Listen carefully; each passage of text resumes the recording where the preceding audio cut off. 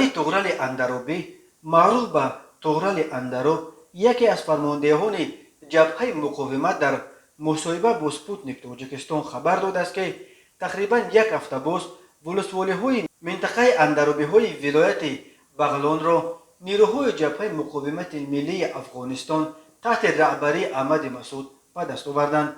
به این ترتیب حالا بجز از دره های ولایت پنشیر، اندروبی ها باز یک منطقه دیگر بزرگ است که خارج از تصرف جنگیان طالبان قرار دارد.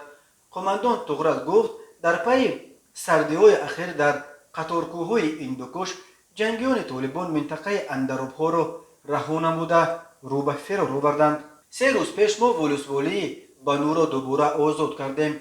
طالبان تا به حال حرکتی از خود نشان نمیدهند و این فرصت ما را برای آمادگی به دفاع هموار کرده است. سردی هوا یک گونه مشکل آور است، اما سربازان مقاومت دلیرانه ایستادگی میکنند، گفت او. پول ایسار، دهسلا و بنو 3 ولسوالی ولایت بغلان در قسمت شرق و شمالی دره پنشیر هستند که در میان مردم با نام اندروب ها یاد می شود.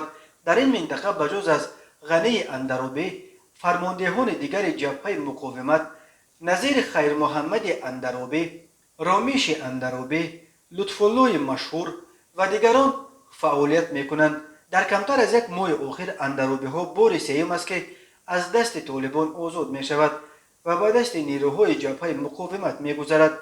غنی اندروبی می گوید جنگجویان طالبان 3 روز پیش در روستاهای دریشب و دره ارزه ولسوالی پول ایسار یک عملیات راه اندازی کردند، ولی با مقاومت شدید نیروهای جبهه مقاومت مواجه شده شکست خوردند.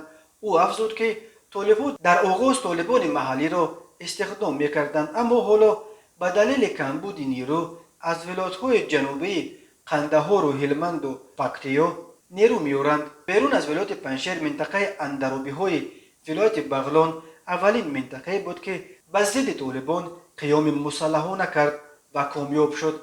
پیشروی نیروهای مقاومت در اندروب ها موقعیت نیروهای جبهه مقاومت را قوی تر کرده است. جنگیان طالبان در اول ماه آگوست در بین همگی 10 روز 33 ولایت از 34 ولایت افغانستان به شمول پایتخت شهر کابل را اشغال کردند، ولی اینک بیش از یک ماه باز نمیتوانند سلطه خود را بالای ولایت پنشیر و اندروبی ها تحمیل کنند.